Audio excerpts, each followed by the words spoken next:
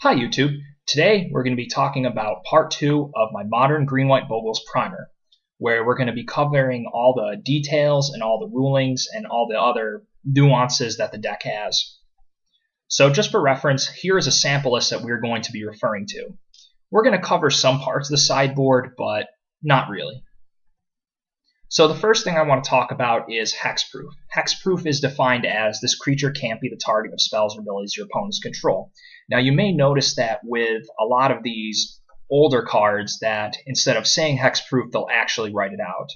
And I just want to mainly let you know that they did indeed upgrade the oracle text of the card to make sure that, excuse me, it does indeed say hexproof for creatures like Slippery Bogle and Solana Ledgewalker.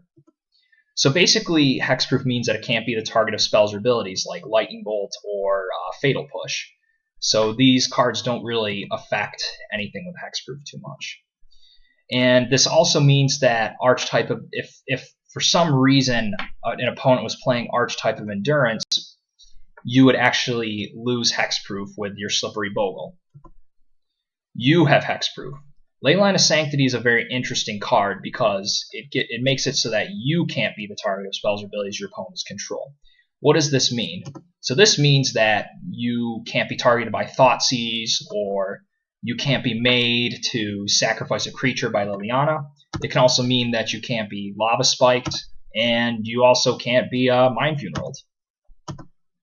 So another nuance is that Solana Ledgewalker can only be blocked by flyers. If a creature were to gain reach by a Tarkus command, it still will not be able to block Solana Ledgewalker. It is not the same as flying.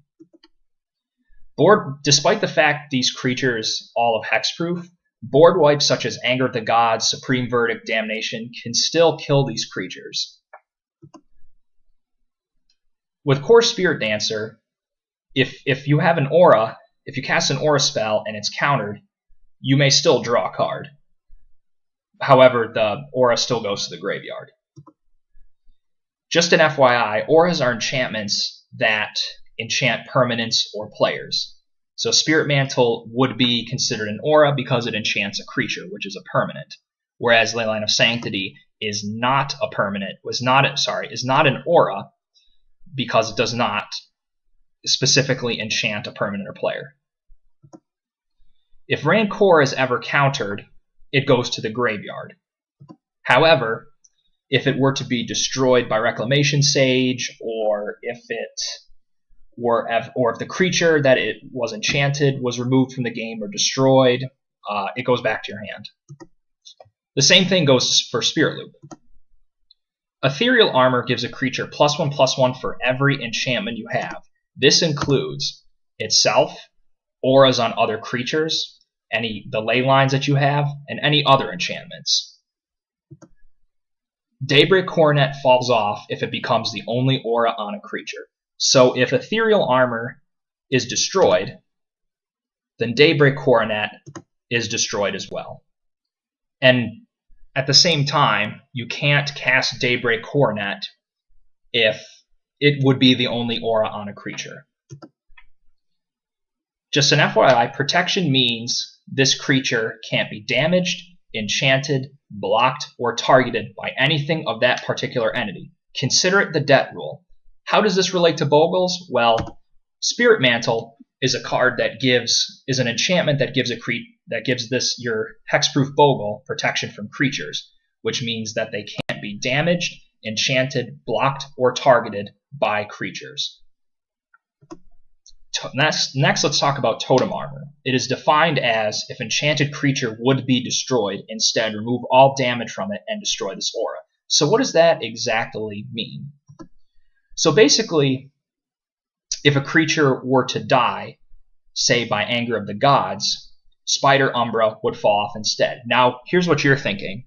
But wouldn't Anger of the Gods exile Slippery Bogle? It actually doesn't, because the Spider Umbra effect of Totem Armor replaces that of Anger of the Gods replacement effect.